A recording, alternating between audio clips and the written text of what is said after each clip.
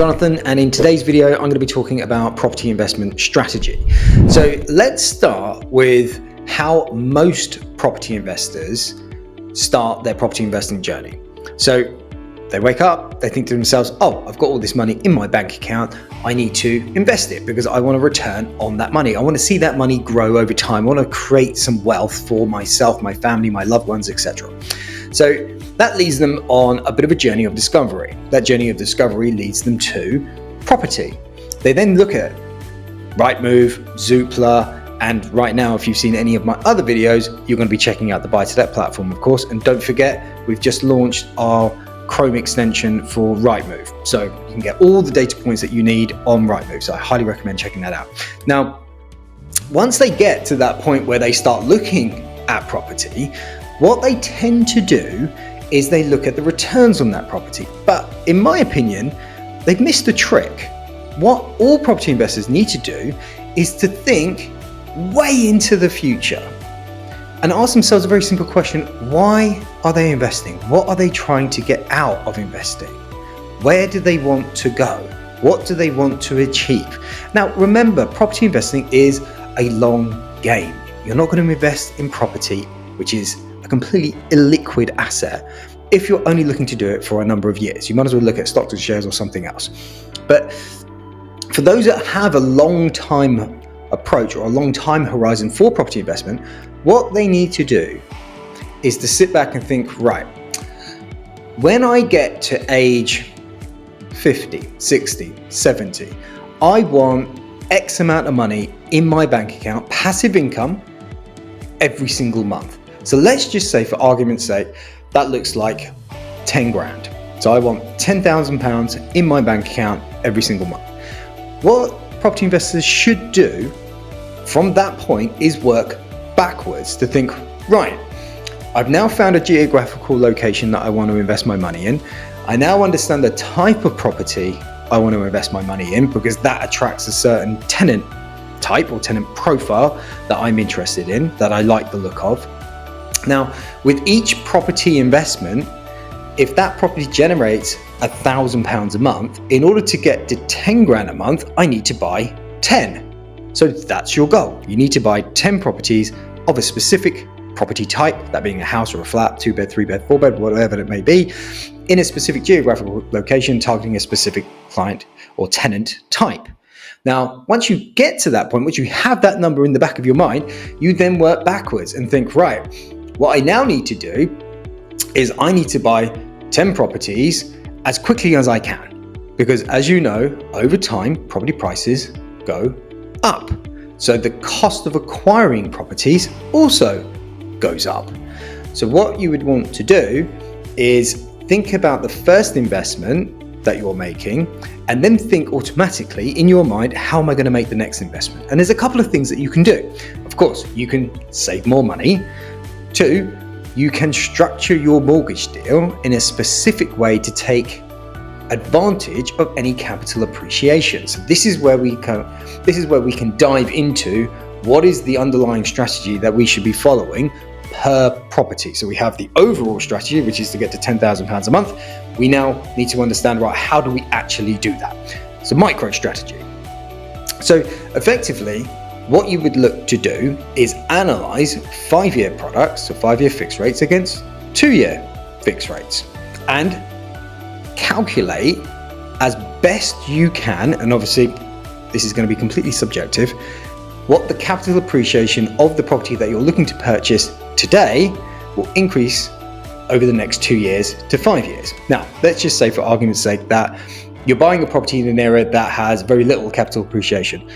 There might not be any point you taking a 2-year fixed rate, because in 2 years' time, the cost of refinancing might not outweigh the cost of the equity release. For example, if the value of the property goes up 1% and you just bought for 100 grand, you've made £1,000. But if it costs you £3,000 to refinance, so switch from one product to another product in 2 years' time, you're down 2 grand. Doesn't make any sense at all. But if you were to fix for, say, 5 years and the value of the property goes up, say, 5, 6, 7%, and at that point, you're pulling out 2, 3, 4, 5, 6, £10,000 even, and it's costing you, 2 or 3 grand to refinance, that might make sense, because in 5 years' time you can take the equity out, put it into your savings, and then buy another 1 or 2 or 3 properties, or however many you need to buy in order to hit that £10,000 mark. Now, that's obviously the micro strategy that we recommend to all of our clients at SPV Mortgages, and it's something that I would advocate for you. Have in the back of your mind what it is that you want to achieve, and then work backwards from there. And I think this is one of the problems that I've come across with a lot of investors. They look at a property, a single property investment, and don't think about the macro side of it. And that's super important, because why are we investing in property? Well, in the main, you're investing in property to replace your earned income, so perhaps you can live the life that you want to live at some point in the future. So we've got to work at it on the basis that you need to purchase X amount of property in X amount of time, and then start to repay that debt, so that when you get to 50, 60, 70, your portfolio is debt free. Now, that's quite an interesting point. I just want to elaborate a little bit on that. And I'll go back to the example that I made. So if you're looking for a £10,000 income every month, and you're buying properties that generate £1,000 per month, by the time you get to 50, 60, 70, whenever that time frame is, all those properties need to be paid off. So effectively, what you want to do is you want to devise a plan where you're buying as many properties as you can, so in this example 10, as quickly as possible, and then you stop. You switch all the mortgages to repayment, or a better strategy is what I call a debt reduction strategy, where you keep all the mortgages on interest only, because obviously you're expanding, right? So you want cash flow, you want minimum deposits, you want to just buy as quickly as possible. And the reason why you want to do that, of course, is because in the years to come, the properties that you're buying right now more than likely will be more expensive, meaning that you need to inject more capital to buy them as time progresses. Okay, so you want to minimize that as best as you can. Now, when you get to a debt reduction strategy, what you would want to do is focus on one property at a time. Now, the reason why we would do that and not pay the whole portfolio down in one go is because 10 mortgages equals 10 sets of fees, 10 sets of refinancing, 10 legal fees, 10 broker fees, 10 product fees, more management.